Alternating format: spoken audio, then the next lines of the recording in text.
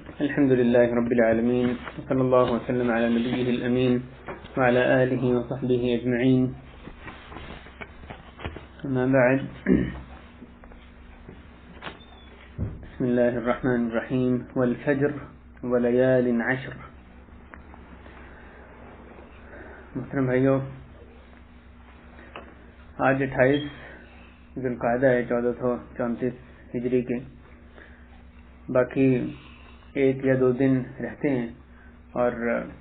ذوالحجہ کا مہینہ شروع ہو رہا ہے. بہت ہی ایک عظیم موسم نیکیوں کا آ رہا ہے، جس میں اللہ تعالیٰ بہت بڑھا چڑھا کے نیک اعمال کا ثواب دیتے ہیں. اور اسی تعلق سے اللہ کی توفیق سے ہم آج بات کریں گے کہ یہ جو عشرہ ذوالحجہ کے پہلے 10 دن ہیں، اس میں سب سے پہلی بات اس کی اہمیت کیا ہے، اس میں اس کے جو فضائل اہمیت احادیث میں بیان ہوئی ہے، اس میں جو کرنے کے کام ہیں وہ کیا ہیں، بعض کام جن سے رکنے کے لیے کہا گیا ہے وہ کیا ہیں، اور آخر میں بعض چیزیں یعنی حج اور قربانی کے تعلق سے بھی اختصار کے ساتھ. تو اصل میں یہ عشرہ ذوالحجہ جو ہے اس تعلق سے بے شک یہ یاد دہانی آپ نے پہلے بھی سنی ہوگی، لیکن یہ ایک اتنا عظیم موسم، یہ 10 دن جو سال میں صرف ایک مرتبہ آتے ہیں، تو یہ بھاری نہیں ہے کہ جب یہ دوبارہ دن آئے تو پھر انسان اپنے آپ کو اپنے احباب کو یاد دہانی کروائے کہ کہیں ہم نسیان کا شکار نہ ہو جائیں، اپنے آپ کا اپنا جذبہ دوبارہ بیدار کر لیں، اپنا ایمان تازہ کر لیں کہ یہ دن ایسے آ رہے ہیں جو باقی دنوں کی طرح کہیں نہ گزر جائیں ہمارے. تو ان دنوں کے تعلق سے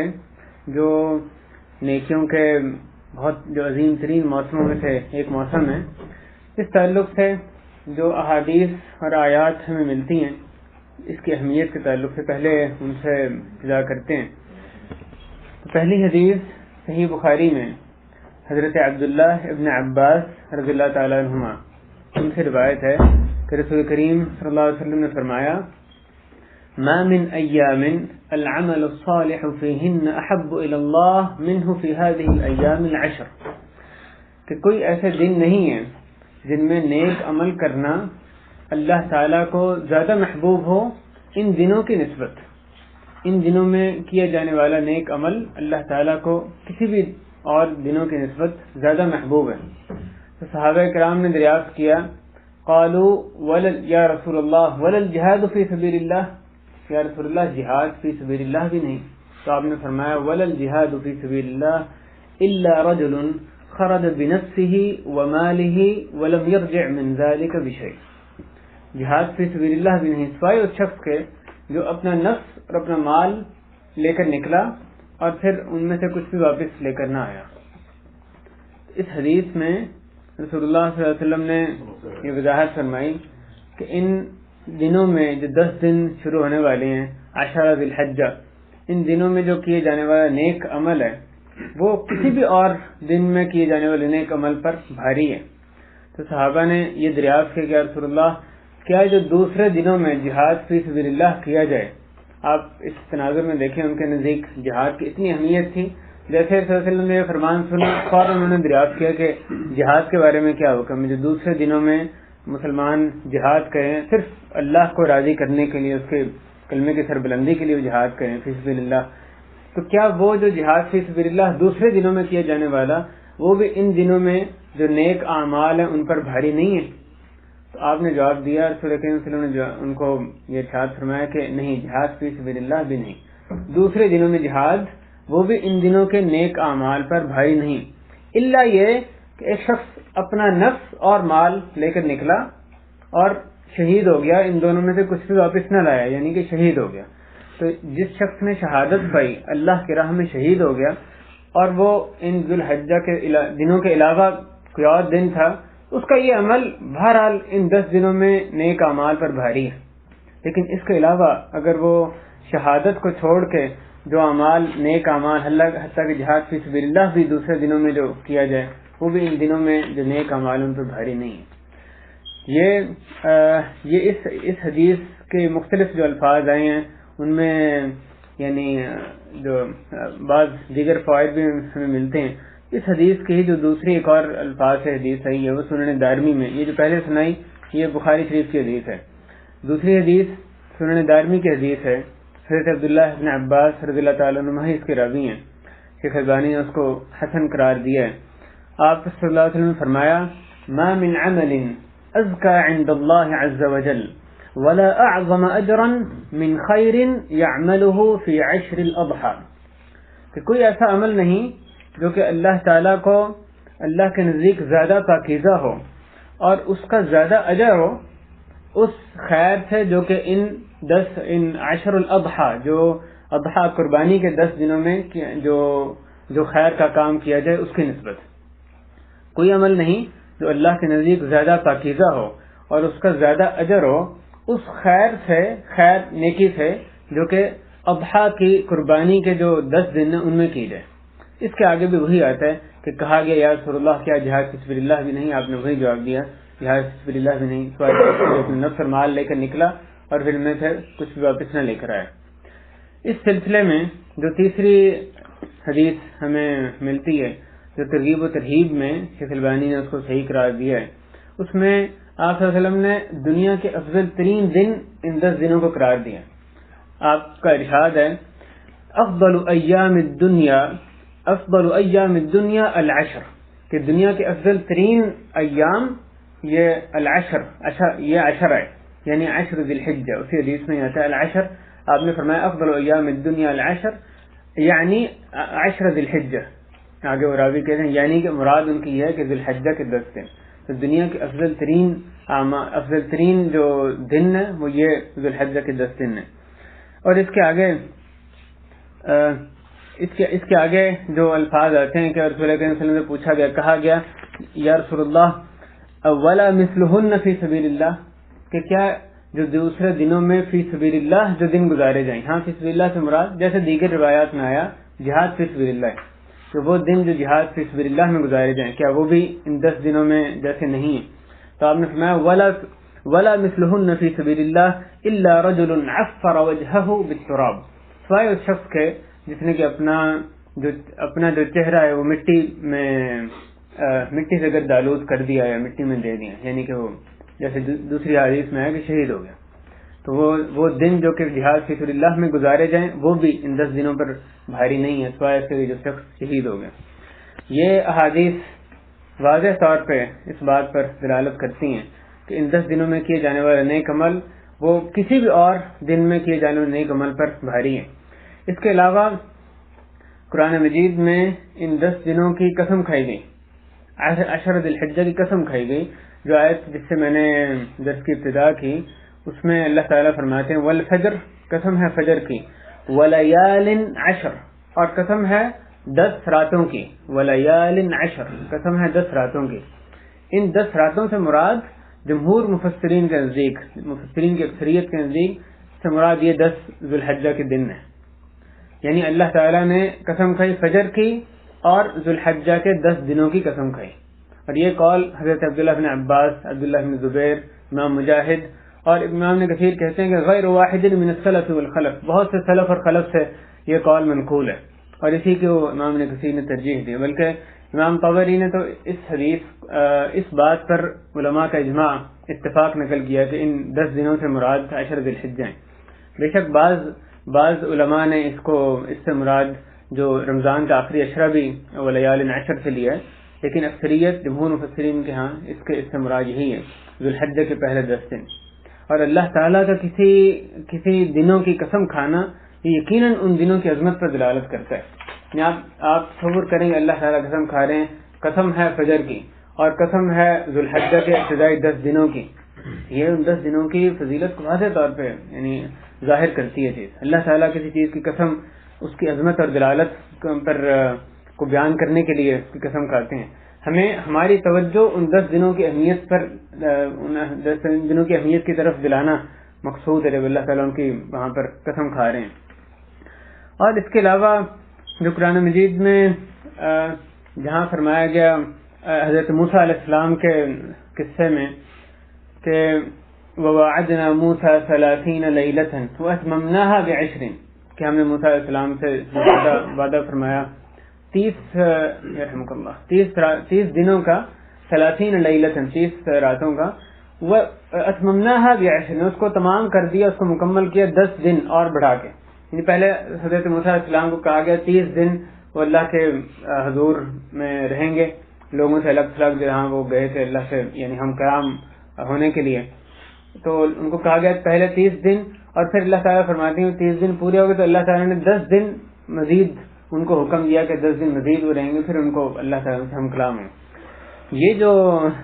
کون سے 30 دن اور 10 دن اس سے مراد ہیں، اس بارے میں بھی امام ابن کثیر رحمہ اللہ نے یہ بات نقل کی ہے کہ اکثر مفسرین یہ اس بات کی یہ رائے رکھتے ہیں کہ جو 30 دن تھا وہ ذوالقعدہ کا مہینہ تھا،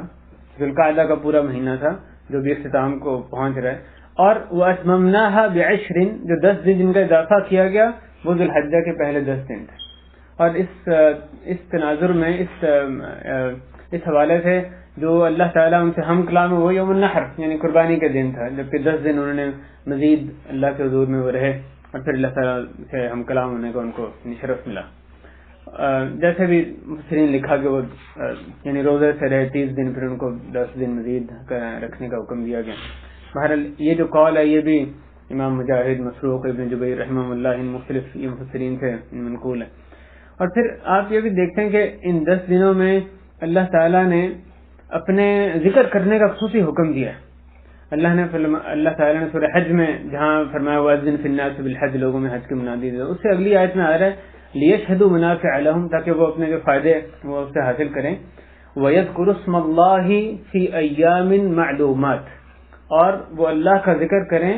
معلوم دنوں میں، ایام معلومات، علی ما رزقہم من بہیمۃ الانعام، ان چھپائے مویشیوں پر جو کہ اللہ نے ان کو رزق بخشا ہے۔ تو ان ایام معلومات سے مراد حضرت ابن عباس فرماتے ہیں الایام المعلومات الایام العشر،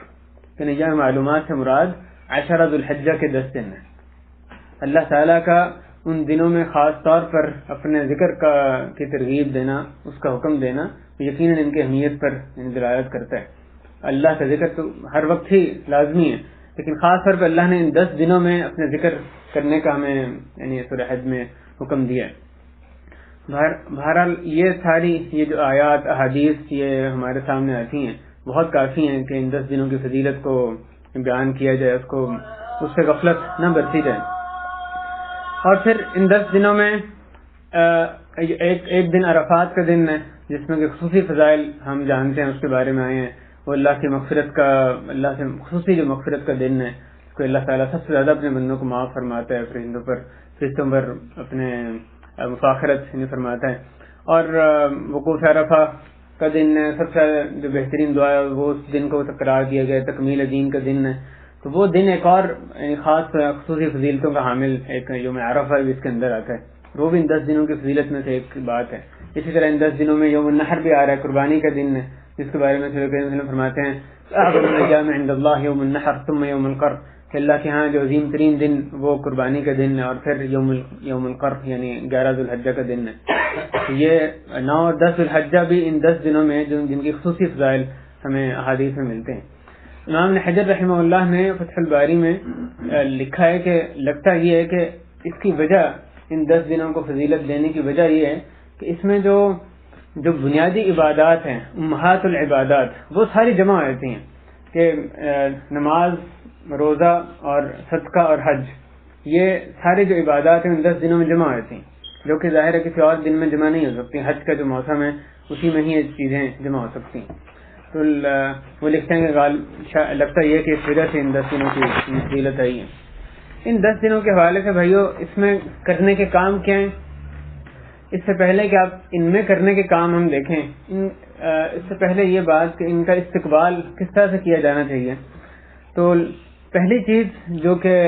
یہ ذوالحجہ کا مہینہ ہو یا کوئی اور نیکیوں کا موسم ہو، اس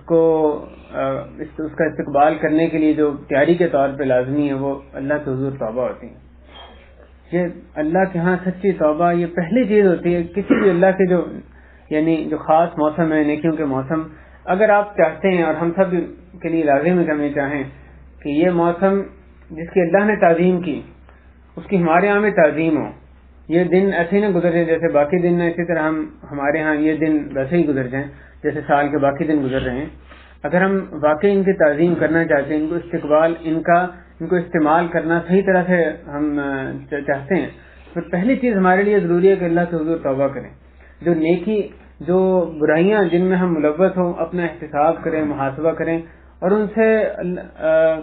سے استغفار کریں، اللہ کے حضور توبہ کریں، کیونکہ یہ جو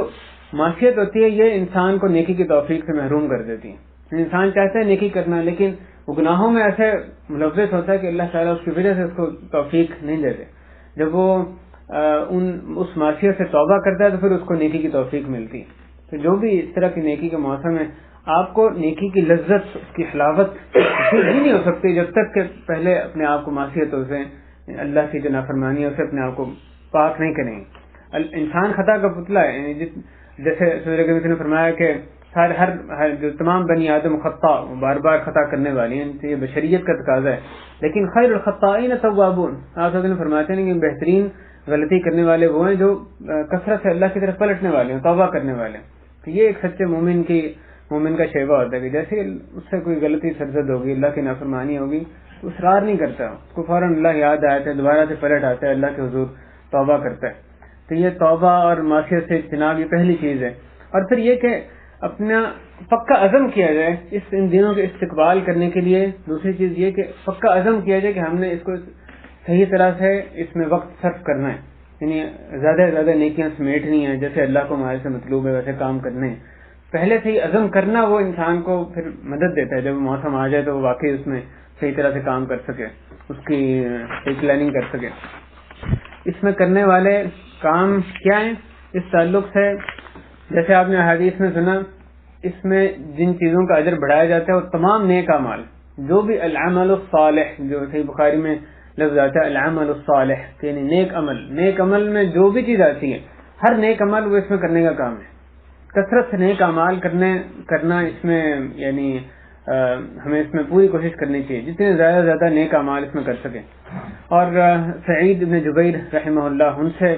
یہ جو 10 دنوں کی ایک حدیث میں نے سنائی، اس کے بعد وہ ان کا حال اسی حدیث کے آخر میں راوی کہتے ہیں کہ سعید بن جبیر رحمہ اللہ جو کہ جلیل القدر تابعی تھے،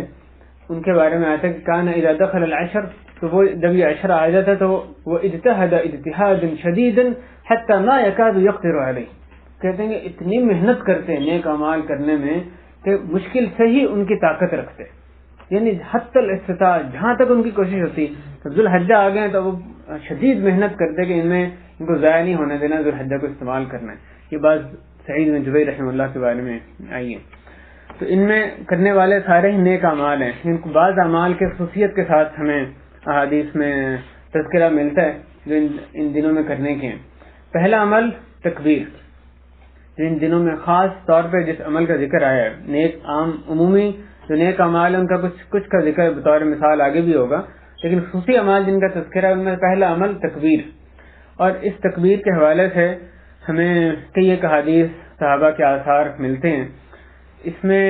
ایک تو ذکر کی جو عمومی ترغیب ہے وہ پہلے آیت میں بھی گزری، وَاذْكُرُوا اسْمَ اللَّهِ فِي أَيَّامٍ مَّعْلُومَاتٍ، اور ایک حدیث میں جو مسند احمد میں آئی ہے، شیخ حمد شاکر نے اس کو صحیح قرار دیا، اس میں آتا ہے ان 10 دنوں کے بارے میں کہ فَأَكْثِرُوا فِيهِنَّ مِنَ التَّهْلِيلِ وَالتَّكْبِيرِ وَالتَّحْمِيدِ، کہ ان 10 دنوں میں کثرت سے تحلیل یعنی لا الہ الا اللہ اور اللہ اکبر اور الحمدللہ کہا کرو۔ تو یہ عمومی ذکر کے بارے میں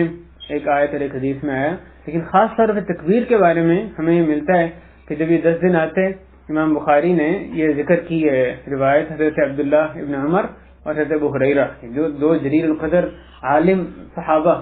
ان کے بارے میں امام بخاری نے ذکر کیا ہے کہ وہ جب یہ عشر ذوالحجہ آتا ہے تو وہ بازار کی طرف نکلتے، کانا یخرجان الی السوق فیکبران فیکبر الناس بتکبیرہما، وہ بازاروں کی طرف نکلتے اور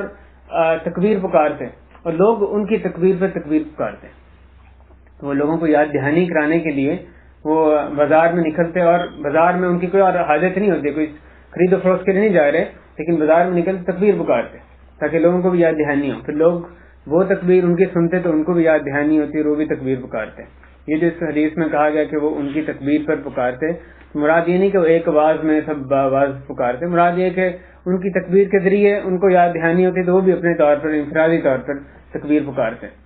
تو یہ تکبیر اس کی یہ جہرن یعنی بآواز بلند مردوں کے لیے مسنون ہے، سلف سے ثابت ہے کہ بآواز بلند ہر جگہ پر وہ تکبیر ان عشر ذوالحجہ میں پکارتے تھے۔ جیسے ہی چاند نظر آیا تھا ذوالحجہ کا یعنی ذوالقعدہ کا جب چاند غروب ہو جائے اس وقت سے اس تکبیر کی ابتدا ہوتی ہے، تکبیر مطلق جس کو کہتے ہیں، یعنی بغیر کسی وقت کی قید کے مطلق ہر وقت اس کو پکارا جاتا ہے۔ اس کے ظاہر خواتین اپنی آواز پست رکھیں گی، غیر محرم تک نہ جائے، مرد اونچی آواز سے اس کو پکاریں گے۔ آپ مسجد کی طرف جا رہے ہوں، بازار میں ہوں، آفس میں ہوں، جہاں پہ مناسب ہو، یعنی باواز بلند اس تکبیر کو پکاریں، اللہ اکبر لا الہ الا اللہ، اللہ اکبر وللہ الحمد۔ اس کی صفات جو سیگا ہے تھوڑا اختلاف کے ساتھ طرف سے مروی ہے، تو کوئی سیگا بیانی ہے، کوئی سیگا رسول کریم صلی اللہ علیہ وسلم سے نفساً ثابت نہیں ہے، تو جو بھی سیگا یعنی صحابہ سے مختلف سیگے میں سے کسی سیگے سے بھی پکاری جا سکتی ہے، جس میں ایک یہ مشہور سیگا ہے اللہ اکبر۔ ایک سیگے میں جیسے شروع میں 2 مرتبہ، ایک میں 3 مرتبہ ہے، تو اس طرح سے اس میں یعنی وسعت ہے، اللہ اکبر لا الہ الا اللہ، اللہ اکبر وللہ الحمد، یا اللہ اکبر وللہ الحمد۔ مراد یہ کہ بھائیو باواز بلند تکبیر پکارنی ہے۔ اس تکبیر میں آپ دیکھیں تکبیر بھی آ رہی ہے، تحلیل بھی آ رہی ہے اور تحمید بھی آ رہی ہے۔ تکبیر اللہ اکبر لا الہ الا اللہ الحمدللہ سارے اس میں آ رہے ہیں، الحمدللہ یا للہ الحمد ایک ہی معنی ہے، تمام تعریف اللہ کے لیے، جس کا کہ اس حدیث میں جو میں نے مسند احمد سے ذکر کیا اس میں حکم دیا گیا کہ اس میں کثرت سے تکبیر، تحلیل اور تحمید پکارو، تو وہ سارے اس سیغے کے اندر جمع ہو رہے ہیں۔ یہ ایک ایسی سنت ہے جو کہ متروک سنت ہے، یعنی بہت ہی کم آپ کو سنائی دیتا ہے کہ عشرۃ الحجہ شروع ہوا ہے اور اس میں لوگ باواز بلند تکبیر پکار رہے ہیں، متروک سنت ہے۔ یہ افسوس کے ساتھ یعنی یہ صورتحال مسلمانوں میں نظر آتی ہے، اور جو ایسی سنت ہو جس کو ترک کر دیا گیا ہو، ایک بڑی تعداد مسلمانوں نے اس کو ترک کر دیا ہو، غفلت نظر آتی ہو، اس میں تو بہت ہی ضروری ہے کہ میں اور آپ بھی پوری کوشش کریں گے اس کو احیاء کرنا ہے، ہم نے اس کو دوبارہ زندہ کرنا ہے سنت کو۔ یہ سنت سلف میں بڑی معروف تھی، جیسے آپ نے یہ ابھی روایات میں دیکھا، لیکن ہمارے ہاں ایسی یعنی متروک ہے کہ جو بندہ پکار رہا ہے اس کو عجیب نظروں سے دیکھا جائے گا کہ یہ بندہ یعنی یہ کیا کر رہا ہے۔ عید پہ جاتے ہوئے تکبیر پکارنا یا وہاں بیٹھ کر خطبے کے لیے انتظار جب کر رہے ہیں اس وقت تکبیر پکارنا، یہ ایک معروف بات ہے، یعنی بہت سے لوگ کرتے نظر آتے ہیں، لیکن ذوالحجہ کے سارے 10 دنوں میں اور بعد میں ایام تشریق میں بھی یہ جو تکبیر پکارتے رہنا، اس سے شدید غفلت نظر آتی ہے۔ بھائیو ہم نے اس سنت کو احیاء کرنا ہے۔ یہ رسول اللہ صلی اللہ علیہ وسلم فرماتے ہیں من سن فی الاسلام سنۃ حسنہ فلہ اجرها واجر من عمل بها الى یوم القیامہ دون ان ينقص من اجورهم شیئا، کہ جس نے کوئی اچھی سنت کا یعنی اچھی سنت اچھا طریقہ شروع کیا تو اس کے لیے اپنا عمل کا اجر بھی ہے، اور جن لوگوں نے اس کے شروع کرنے کی وجہ سے جنہوں نے شروع کیا ان سب کا اجر بھی اس کو ملے گا، بغیر اس کے کہ ان کے اجر میں کوئی اس وجہ سے کمی واقع ہو۔ اللہ کا فضل بہت وسیع ہے، لیکن جو سبب بنا اس سنت کا احیاء کرنے میں، تو جس نے اس کے کہنے پر اس سنت کو پکڑا سب کا اجر اس کو ملے گا۔ ظاہر ہے جو شروع میں جو ابتدا کر رہے اس کے لیے زیادہ مشکل ہے، جب ایک ماحول بنا تو اس میں سنت پہ عمل کرنا آسان ہوتا ہے، لیکن جب کوئی بھی نہ پڑھا اس وقت پکارنا یا تکبیر پکارنا مشکل لگتا ہے، تو اس لیے اپنے نفس کو زیادہ مارنا پڑتا ہے، اسی کا اجر بھی زیادہ ہے، جو شروع کر رہا ہے اس کو مشکل بھی ہے اور اسی کو اجر بھی زیادہ ملے گا۔ تو اس میں آپ جہاں بھی ادھر ادھر جا رہے ہیں پکار رہے ہیں، گھر میں ویسے ہی بیٹھتے اٹھتے کوشش کریں اس کو اپنا ورد بنانے کی۔ ایک اس کا طریقہ ہو سکتا ہے کہیں لکھ کے لگا لیں، یعنی تاکہ خود بھی اپنے آپ کو یاد دہانی ہوتی رہے، سیگا جو ہے اللہ اکبر یہ کہیں دیوار پہ بورڈ پہ لکھ کے لگا لیں، اس کے ذریعے سے یاد دہانی ہوتی رہے گی۔ بھائی یہ تکبیر پکارنا اس کے بارے میں جو حتیٰ کہ وہ امام مجاہد نے ایک روایت انہوں نے یہ بات نقل کی ہے کہ مسجد کے اندر ایک آدمی پکارتا، مسجد حرام میں کوئی آدمی پکارتا، اس کے کہنے اس کی آواز یاد دہانی پر جو باقی مسجد کے لوگ پکارتے، حتیٰ کہ وہ جو مسجد کے باہر کے لوگ اس کو پکارتے، یعنی اب ایسی معروف بات لگتی ہے اسلاف میں۔ یہ صرف ابن عمر ابو ہریرہ رضی اللہ عنہما انہی سے نہیں بلکہ دیگر اسلاف سے بھی ہمیں روایات ملتی ہیں کہ تکبیر کا احیاء کرنے کی کوشش کرتے، ایک عام معمول تھا ان کا۔ اللہ تعالیٰ ہمیں بھی اس سنت کو زندہ کرنے کی توفیق عطا فرمائے۔ اس تکبیر کے تعلق سے ایک جو حکم یعنی خاص سمجھنے کا ہے وہ تکبیر مطلق اور مقید، اس میں اس تعلق سے ایک جو احکام آئے ہیں، یعنی تکبیر مطلق کہتے ہیں جو ہر وقت پکاری جائے، مطلق یعنی اس میں خاص وقت کی قید نہیں ہے، اٹھتے بیٹھتے آتے جاتے وہ پکاری جائے گی بغیر کسی وقت کی قید کے۔ مقید کا معنی یہ ہے کہ جو خاص نماز کے بعد پکاری جاتی ہے۔ تو جو مطلق تکبیر ہے جو بغیر وقت کی قید سے پکاری جاتی ہے وہ ذوالحجہ کے ابتدا سے لے کے ایام تشریق کے آخر تک جاری رہتی ہے، یعنی جب ایام تشریق جو 13 ذوالحجہ، ایام تشریق 11 12 13 ذوالحجہ، عید کے بعد 3 دن، جب تک وہ ختم نہیں ہوئے تھے اس وقت تک یہ تکبیر یہ جاری رہے گی. ذوالحجہ کی ابتدا سے جو تکبیر شروع کرنی ہے وہ ایام تشریق جو قربانی کے دن ہیں اس کے اختتام تک، اس کے سورج غروب ہونے تک اس کو جاری رکھنا ہے. اور دوسری تکبیر ہے جو یہ تو تکبیر جاری رہنی ہے، لیکن ان میں جو مخصوص دنوں میں تکبیر مقید یعنی نماز کے بعد خصوصاً تکبیر بھی پکاری جاتی ہے. دوسری تکبیر اپنی جگہ جاری رہتی ہے لیکن نماز کے بعد خصوصاً تکبیر پکاری جاتی ہے. اور الحمدللہ اس سنت کے یہاں پہ یعنی بڑا اچھا مظاہرہ اس کا، اچھے یعنی یہاں پہ عمل اس پر نظر آتا ہے مساجد میں بھی. اور جو تکبیر مقید ہے جو نماز کے بعد پکاری جاتی ہے اس کا وقت عرفہ کے دن سے شروع ہوتا ہے. عرفہ اور عید کا دن، اس کے بعد 3 دن، تو یہ 5 دن جو ہیں یہ اس میں تکبیر مقید سے مراد یہ کہ یعنی آپ نے جب 9 ذوالحجہ کی فجر کی نماز ادا کی یا اس کے بعد کی کوئی نمازیں ہیں یوم تشریق تک، تو آپ نماز کے بعد جب پڑھیں استغفر اللہ استغفر اللہ استغفر اللہ اللہم انت السلام و منک السلام تبارک یا ذا الجلال والاکرام، اس کے بعد تکبیر پکاریں اللہ اکبر اللہ اکبر لا الہ الا اللہ اللہ اکبر اللہ اکبر لا الہ الا اللہ. یہ تکبیر کا یعنی صیغہ ہے. اور یہ شیخ ابن باز رحمہ اللہ نے ذکر کیا ہے کہ یہ تکبیر جو استغفر اللہ اللہم انت السلام کی جو ذکر ہے اس کے بعد اس تکبیر کو بولا جائے گا. اور جو حاجی لوگ ہیں ان کے لیے تکبیر مقید کی ابتدا جو عید کا دن قربانی کا دن ہے اس کی ظہر سے شروع ہوتی ہے. یعنی جو 10 ذوالحجہ کی جب ظہر کی نماز پڑھتے ہیں اس سے ان کی ابتدا ہوتی ہے، جس سے پہلے کہ وہ رمی جمرات بھی یعنی جمرہ عقبہ کی رمی کر لیتے ہیں، ان کی تلبیہ اس پر ختم ہو جاتی ہے. بہرحال یہ تکبیر مطلق پورے دنوں میں 13 دن جاری رہے گی، اور تکبیر مقید جو مطلق کے ساتھ ساتھ جاری رہتی ہے وہ عرفہ کے دن سے ہمارے لیے اس کی ابتدا ہوگی اور ذوالحجہ کے یعنی ایام تشریق کے آخر تک وہ جاری رہے گی. دوسرا کام جو ان دنوں میں کرنے کا ہمیں خصوصاً جس کے بارے میں حدیث ملتی ہے وہ روزے رکھنا ہے. اور ایک تو روزے نیک اعمال میں شامل ہیں، ظاہر دن کا تذکرہ جس کا کرنے کی ترغیب دنوں میں کی گئی. رسول کریم صلی اللہ علیہ وسلم نے حدیث قدسی میں فرمایا کہ اللہ تعالیٰ نے فرمایا کہ سوائے روزے کے روزہ میرے لیے میں ہی اس کی جزا دوں گا. اس کے علاوہ بھی آپ جانتے ہیں بہت سے فضائل اس کے بارے میں ہیں، لیکن خصوصاً رسول کریم صلی اللہ علیہ وسلم کی سنت سے جو پہلے 9 دن ہیں اس میں روزہ رکھنا ثابت ہے. یہ حدیث نسائی اور ابو داؤد رحمہم اللہ انہوں نے اس کو روایت کی ہے. حنید ابن خالد اپنی بیوی سے روایت کرتے ہیں، وہ کہتے ہیں کہ رسول کریم صلی اللہ علیہ وسلم کے ازواج مطہرات میں سے بعض سے انہوں نے یہ بات سنی کہ کان النبی صلی اللہ علیہ وسلم یصوم 9 ذی الحجہ، کہ نبی کریم صلی اللہ علیہ وسلم ذوالحجہ کے 9 دن روزہ رکھا کرتے تھے. آگے وہ فرماتی ہیں کہ ذوالحجہ کے 9 دن رکھتے تھے، وہ یوم عاشوراء اور عاشوراء کے دن روزہ رکھتے تھے، اور ہر مہینے 3 دن روزہ رکھتے تھے، مہینے کی پہلی سوموار کو اور 2 جمعراتوں کو رکھتے تھے. تو مراد یہاں حدیث کو بیان کرنا تھی کہ ذوالحجہ کے ابتدائی جو 9 دن ہیں، ظاہر 10واں دن عید کا دن ہے، اس دن تو روزہ نہیں ہوتا،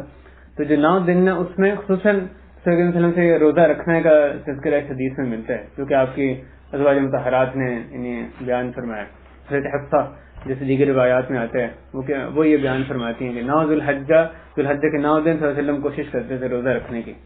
اور لہٰذا ہم بھی کوشش کریں ذوالحجہ شروع ہو جائے اس میں جتنے کثرت سے آپ روزے رکھ سکتے ہیں، سارے رکھ سکتے ہیں سارے رکھ لیں،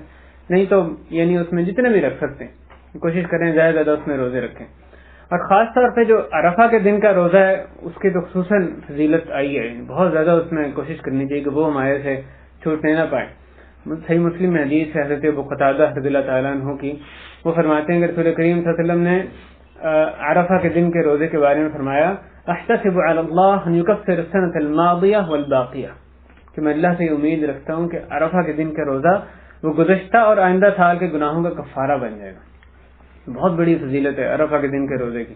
تو روزہ عمومی طور پہ لیکن خصوصاً عرفہ کے دن کا روزہ وہ ہمارے سے یعنی چھوٹنے نہ پائے، جس کی اتنی فضیلت آئی ہے کہ گزشتہ اور آئندہ سال کے جو صغیرہ گناہ ہیں، چھوٹے گناہ، اللہ تعالیٰ اس کے ذریعے سے ان کو معاف فرما دیتا ہے. اللہ ان بشارتوں کو ہمارے حق میں بھی قبول فرمائے. تیسرا کام جو ان 10 دنوں میں کرنے کا آیا ہے اور حج اور عمرہ ہے. اور ہم جانتے ہیں یہ تو یعنی افضل ترین کاموں میں سے ایک ہے، اس کے اپنے فضائل بے شمار احادیث میں موجود ہیں. حج اور عمرے کے فضائل، گناہوں کی معافی، رزق میں وسعت، اور اسی طرح مختلف جو اس میں کام کیے جاتے ہیں مناسک، اس میں جو اپنے اپنے فضائل آئے. جو چوتھا کام ان 10 دنوں میں کرنے کا ہے جو ہم سب کریں گے وہ قربانی ہے. آپ صلی اللہ علیہ وسلم نے فرمایا کہ من وجد سعة ولم يضحي فلا يقربن مصلانا، کہ جس کے پاس وسعت ہو اور اس نے قربانی نہیں کی تو ہمارے مصلی کے قریب نہ ہے، مصلی یعنی عیدگاہ کے قریب نہ ہے. تو یہ قربانی کے بارے میں اللہ تعالیٰ نے ارشاد فرمایا فصل لربک وانحر.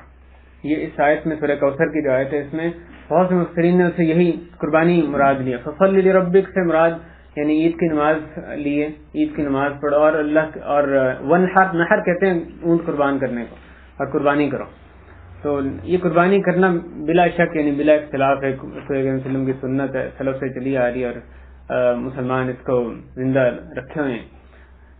اس قربانی کے اپنے احکام ہیں جن کو یعنی بعد میں کسی موقع ممکن اگلے درس میں اگر موقع ہو تو ذکر کریں گے. اس میں کیسا جانور کا انتخاب کرنا چاہیے، یعنی ایپ سے جو جانور پاک ہو اس کی کتنی ایک خاص عمر کی قید لگائی گئی کہ اس سے چھوٹا جانور نہیں ہونا چاہیے، یا جو کتنے افراد وہ اونٹ اور گائے میں شریک ہو سکتے ہیں، بکری ایک کی طرف سے ہو سکتی ہے، کون سا سب سے زیادہ افضل ہے، کس جانور کی قربانی کس کی کم افضل ہے. تو بہرحال اس کے اپنے ایک احکام ہیں. لیکن یہ قربانی کرنا ان 10 دنوں میں جو کیے جانے والے کام ان میں ایک افضل ترین کام ایک ہی ہے جو کہ عید کا دن کیا جاتا ہے. اس کا جو وقت ہے وہ عید کے دن سے عید کی نماز کے بعد سے لے کے ایام تشریق کے آخر تک رہتا ہے. جیسے آپ نے فرمایا کل ایام تشریق ذبح، کہ سارے ایام تشریق ذبح کرنے کے لیے صحیح ہیں، یعنی 13 ذی الحجہ کے آخر تک قربانی ادا کی جا سکتی ہے. اور یہ 4 دن جو ہے ان میں قربانی ہوتی ہے. اسی طرح جو حج کی قربانی ہے جس کو حدی کہا جاتا ہے، اضحیہ کہتے ہیں عید کی قربانی کو، اور حدی جو وہاں حرم میں کے پاس کی جاتی ہے، حدود حرم میں کی جاتی ہے، اس کا بھی وقت یہی ہوتا ہے. اس کے اپنے احکام آئے ہیں. یہ اس میں بعض کام جو خصوصاً ان 10 دنوں میں کرنے کے آئے ہیں. اور پھر قربانی کا بھی جو تذکرہ ہوا اس حوالے سے ایک جو خاص حکم ہمیں ان قربانی کرنے والے کے لیے ایک چیز سے منع کیا گیا وہ یہ کہ جس شخص نے قربانی کرنی ہو وہ اپنے بال اور ناخن یا اپنی جلد کا کوئی حصہ نہ اتارے حتیٰ کہ قربانی کر لے، اس وقت سے جب سے کہ ذی الحجہ کا چاند نظر آ جائے. یہ بات کہی ہے کہ حدیث میں آتی ہے. مثلا حضرت ام سلمہ رضی اللہ تعالی عنہ ان سے روایت ہے، صحیح مسلم کی حدیث ہے کہ آپ رسول کریم صلی اللہ علیہ وسلم نے ارشاد فرمایا اذا رأيتم هلال ذي الحجة وأراد أحدكم أن يضحي فليمسك عن شعره وأظفاره، کہ جب تم ذو الحجہ کا چاند دیکھ لو اور تم میں سے کسی کا قربانی کرنے کا ارادہ ہو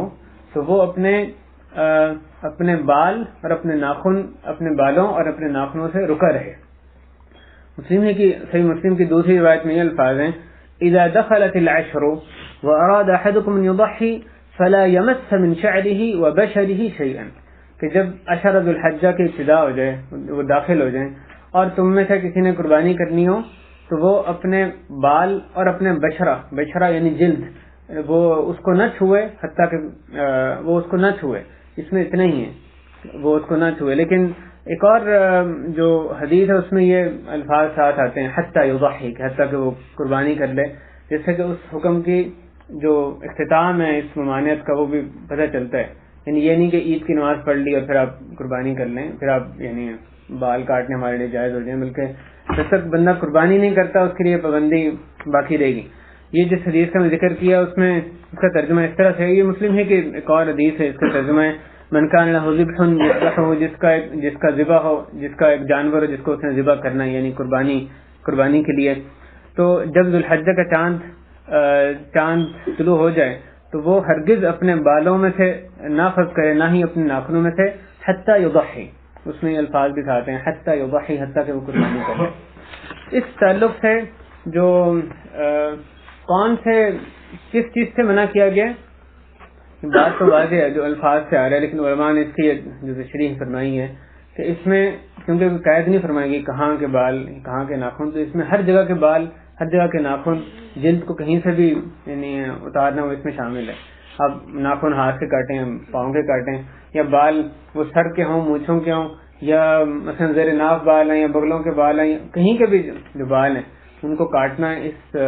پورے عشر ذو الحجہ میں. اس کے بعد بھی جب تک کہ بندہ قربانی نہیں کر لیتا اس کے لیے جائز نہیں. اور یہ جو حکم ہے یہ صرف اس شخص کے بارے میں جس نے قربانی کرنی ہو، یہی یعنی شیخ ابن باز رحمہ اللہ اور بہت سے دیگر علماء کا فتویٰ ہے کہ یہ حکم صرف میں فرمایا تم میں سے جس نے قربانی کرنی ہے وہ رکا رہے. تو وہ شخص جو کسی کی طرف سے قربانی کر رہا ہے، یعنی آپ نے قربانی کرنی ہے، ایک اور کو کہا کہ تم یہ پیسے لے کے قربانی خرید کے میری طرف سے ذبح کر دینا، وہ جو کر رہا ہے وہ اپنی قربانی نہیں کر رہا، وہ کہ آپ کی طرف سے کر رہا ہے، اس پر یہ حکم نہیں آئے گا. یا وہ بیوی اور بچے جن کی طرف سے قربانی کی جائے گی، جیسے آپ جانتے ہیں ایک گھر والوں کی طرف سے ایک قربانی کفایت کرتی ہے. قربانی اصل میں گھر کا سربراہ کرتا ہے، لیکن وہ سب کی طرف سے کفایت کرتی ہے، سب ہر ایک کو علیحدہ قربانی یعنی کرنا لازمی نہیں ہوتا. تو اصل میں جو قربانی کر رہا ہے اس کے لیے رکے رہنا ضروری ہے بالوں اور ناخنوں سے. جن کی طرف سے کی جا رہی ہے بیوی بچے جو ہیں ان کے لیے یہ ممانعت نہیں ہے. تو جو شخص صرف قربانی کر رہا ہے اس پر یہ ممانعت ہے. لیکن اگر عورت اپنی قربانی خود کر رہی ہے، بے شک وہ شادی شدہ ہے غیر شادی شدہ اس سے حکم میں کوئی فرق نہیں آتا، اگر وہ اپنی قربانی خود کر رہی ہے، خواہ وہ بیوی بھی ہے اس کی طرف سے کفایت کرتی ہے قربانی، لیکن وہ خود سے ایک اپنی قربانی بھی کر رہی ہے، پھر اس پر بھی اس حکم کا اطلاق ہوگا. یا مثلا اس کے لیے اصل میں کیونکہ ضروری نہیں ہے، اس نے شروع میں ارادہ کیا قربانی جو ایک گھر کی طرف سے قربانی ہے وہی ہوگی، وہ اپنی قربانی نہیں کرنی، چند دن گزرے تو اس کا ارادہ بنا نہیں، وہ اپنی قربانی بھی کر لے، پھر جب سے وہ ارادہ کرے گی اس وقت اس پر اس پابندی کا اطلاق ہوگا. لہٰذا بھائی خلاصہ یہ جو بھی جس شخص نے قربانی کرنی ہے نہ اپنے بال کاٹے گا، نہ ناخن کاٹے گا، نہ اپنی جلد کے اوپر حصہ اتارے گا حتیٰ کہ وہ قربانی کر لے. اس حکم کی میں ایک جو یعنی عملی طور پہ جو مشکل آتی ہے اس میں وہ یہ کہ جو حضرات پاکستان میں قربانی کرتے ہیں تو وہ یہ نہ سمجھے کہ اب یہاں پر انہوں نے اپنی عید کی نماز پڑھ لی تو اب وہ اپنے بال کاٹ سکتے ہیں، کیونکہ حدیث میں حتیٰ یضحی آ رہا ہے، یہ اتنی آ رہا ہے جب کہ اس نے نماز پڑھ لی، جب تک کہ اس کی قربانی نہ ہو جائے. تب وہاں پہ قربانی ایک دن بعد ہوتی ہے، جب اس کی قربانی وہاں ہو جائے گی اس کے بعد سے اسے ناخن کاٹتے ہیں. عام طور پہ عید کے دن ظہر تک سمجھیں اثر تک وہ قربانی ہو جاتی ہے. اگر تو آپ کو اسپیسیفک پتہ چل رہا ہے پھر بھی ٹھیک ہے، اس نے بتا دیجیے آپ کے جانور ذبح ہو گیا یعنی پھر پھیر دی تو بس آپ کے لیے جائز ہو گیا، اس پہ پابندی جو ہے وہ ختم ہو گئی. اس قربانی کو اس حکم کو بعض لوگ کہتے ہیں احرام کا نام دیتے ہیں، لیکن یہ جو نام ہے یہ سلف سے ثابت نہیں ہے، احادیث میں نہیں آتا. یہ احرام میں تو اور بھی بہت سی چیزوں کی پابندی ہوتی ہے، لیکن یہ جو پابندی ہے خاص وہ صرف بال اور ناخنوں کی صرف یہ اس میں پابندی نظر آتی ہے. جو شخص اس میں کوئی عذر کے تحت اپنے بال ناخن کاٹتا ہے، یعنی کہیں اس کو تکلیف ہو گئی ہے، کوئی ناخن ٹوٹ گیا ہے تو اس میں کاٹنے میں کوئی حرج نہیں ہے. لیکن اگر کوئی بغیر عذر کے کاٹتا ہے تو اس کو وہ یقیناً ایک یعنی اس حدیث کی مخالفت کر رہا ہے. اس پر کوئی فدیہ نہیں ہے، لیکن بہرحال اس کے لیے اللہ کے ہاں توبہ کرنی ضروری ہے. اس نے غلط کام کیا تو اگر وہ ان 10 دنوں میں کاٹا ہے تو اللہ کے حضور توبہ کرنی اس کے لیے لازم ہے. آخری بات اور جس سے ابتدا کی تھی وہ یہ کہ یہ 10 دن جو آئے ہیں یہ کہیں ضائع نہ ہو جائیں، ان کو ہم غنیمت جانیں. اللہ تعالیٰ نے ہماری عمر میں مہلت دی، حتیٰ کہ اللہ کرے اتنی عمر میں ہماری مہلت ملے کہ ہم ان 10 دنوں کو پا لیں، کہ اگر ان 10 دنوں کو پانا بہت بڑی نعمت ہے. بندہ کو اس نعمت کو پانے سے خوشی ہونی چاہیے، یقیناً خوشی سچے دل میں، سچے جو مومن ہے اس کے دل میں محسوس ہونی چاہیے. ان 10 دنوں میں کرنے والے نیک اعمال، ہر نیک عمل ہے. بطور مثال بعض اعمال آپ کے سامنے رکھتا ہوں تاکہ ہمارے ذہن میں یعنی بعض جو مثالیں وہ آ جائیں. ان 10 دنوں میں کیا کیا کام کر سکتے ہیں؟ نفلی نماز، نفلی صدقہ، قرآن مجید پڑھنا، دوسروں کو سکھانا، استغفار کرنا، والدین سے حسن سلوکی کرنا، صلہ رحمی کرنا، رشتہ داروں سے حسن سلوکی، سلام کو عام کرنا، کھانا کھلانا، لوگوں کے درمیان صلح کرانا، امر بالمعروف نہی عن المنکر، اپنی زبان کی حفاظت کرنا، شرمگاہ کی حفاظت کرنا، پڑوسیوں کے ساتھ حسن سلوک کرنا، مہمان نوازی کرنا، انفاق فی سبیل اللہ کرنا، جو اذا ہو تکلیف کو رستے سے دور کرنا، اپنے بیوی بچوں پر خرچ کرنا اللہ سے ثواب حاصل کرنے کی نیت سے. اسی طرح یتیموں کی کفالت کرنا، مریض کی زیارت کرنا، عیادت مریض، اور اپنے جو بھائی ہیں ان کی حاجتوں کو پورا کرنا، نبی مکرم صلی اللہ علیہ وسلم پر درود بھیجنا، مسلمانوں کو ایذا نہ پہنچانا، اور جو اپنے ماتحت اللہ نے جن لوگوں کو ہمارے ماتحت کیا ان کے ساتھ رفق نرمی سے پیش آنا، اپنے والدین کے جو ملنے والے ہوں ان کے ساتھ حسن سلوکی کرنا، اور جو اپنے بھائی ہیں ان کے لیے پیٹھ پیچھے دعائے خیر کرنا، امانتوں کو ادا کرنا، ایفاء عہد کرنا، اسی طرح جو دیگر رشتہ دار ہیں جیسے خالہ یا ماموں ہیں یا اس طرح سے جو دیگر ہمارے رشتہ دار ہیں ان کے ساتھ حسن سلوکی کرنا، جو شخص مصیبت زدہ ہو اس کی مصیبت کو دور کرنے کی کوشش کرنا، وقت بسر کرنا، جو بھی جس چیز کی طرف اللہ نے دیکھنا حرام قرار دیا ہے اس سے اپنی نگاہ کو نیچے رکھنا، اچھی طرح وضو کرنا، اذان اور اقامت کے درمیان دعا کرنا، سورہ کہف کی تلاوت جمعے کے دن کرنا، مسجدوں کی طرف کثرت سے قدم اٹھانا، باجماعت نماز کی حفاظت کرنا، جو راتبہ سنتیں یعنی جو سنت موقع 12 رکھتا جن کی ہمیں تعلیم دے گی ان کی حفاظت کرنا، نماز عید کی مصلی میں صحیح وقت کے آداب کے ساتھ اس کی حفظ کرنا، نمازوں کے بعد جو اذکار سکھائے گئے ان کی حفظ کرنا، حلال کمائی کی اچھی نیت کے ساتھ اس کی حفظ کرنا، اسی طرح مسلمان بھائی کے دل میں خوشی جو اس کو خوش کرنے کی، اس کے دل میں مسرت یعنی ڈالنے کی کوشش کرنا، ضعیف لوگوں پر شفقت یا معروف کے جو کام ہے خیر کی طرف دلالت کرنا، یعنی کوئی خیر ہمیں کسی کے لیے ہم خیر کو جانتے ہیں دوسرے کی اس کی طرف رہنمائی کرنا، سینے کو غلط جذبات سے دوسروں کے لیے اپنے سینے کو پاک رکھنا، بغض عداوت نفرت اس سے مسلمانوں کے لیے اپنے سینے کو پاک رکھنا، اپنی اولاد کو اپنے بیٹے بیٹیوں کو دین کی تعلیم دینا، اس طرح مسلمانوں کے ساتھ تعاون کرنا، جو بھی خیر کے کام ہیں، یہ بعض چیزیں ہیں جن کا ذکر صرف اس لیے کیا کہ عمل صالح یعنی عمل صالح میں ہر نیک عمل داخل ہے، یہ اس کی بعض مثالیں ہیں جو عمل صالح کے اندر چیزیں داخل ہیں، ورنہ اس میں آپ یعنی ان کی گنتی ممکن نہیں ہے، حصر ان کا ممکن نہیں ہے، صرف مثالیں ہی ان کی ذکر کی جا سکتی ہیں۔ تو اللہ تعالی ہمیں ان 10 دنوں کو صحیح طرح استعمال کرنے کی توفیق عطا فرمائے۔ اللہ ہمیں ان 10 دنوں کی ہماری عمر میں اتنی مہلت اللہ تو دے دے کہ ہم صحت کے ساتھ اور ایمان کے ساتھ اللہ ان 10 دنوں کو پالیں۔ اللہ ہمیں ہماری مدد فرما کہ ہم اس عشرے میں اس طرح سے کام کر سکیں جس طرح کہ تجھے مطلوب ہے، جس طرح تیرے نبی صلی اللہ علیہ وسلم نے ہمیں سکھایا ہے۔ اللہ جو بھی ہم اس میں کام کریں ان کو ہمارے سے قبول فرما لے۔ اللہ بھرپور طریقے سے بڑھ چڑھ کر ہمیں نیک اعمال کرنے کی ان 10 دنوں میں کوشش کرنے کی توفیق عطا فرما۔ اللہ ہمیں قربانی صحیح سنت کے مطابق قربانی کرنے کی توفیق عطا فرما۔ اللہ ہمارے گناہ معاف فرما، ہمارے جائز حاجات جس میں تیری رضا شامل اس کو پورا فرما، قرض کی ادائیگی میں جس پر بھی قرض اس کے لیے ادائیگی میں مدد فرما۔ اللہ مظلوم مسلمانوں کی مدد فرما، ہمیں بھی ان کی نصرت میں اپنا ہاتھ اپنا حصہ ڈالنے کی توفیق عطا فرما۔ اللہ اس درس کے ذریعے اہل خانہ پر بھی رحمت اور برکت فرما، ان کے لیے ان کے رزق میں اہل و عیال میں اس کے ذریعے برکت فرما۔ صلی اللہ وسلم علی نبینا محمد وعلی آلہ وصحبہ اجمعین۔ الحمد للہ رب العالمین، صلی اللہ وسلم علی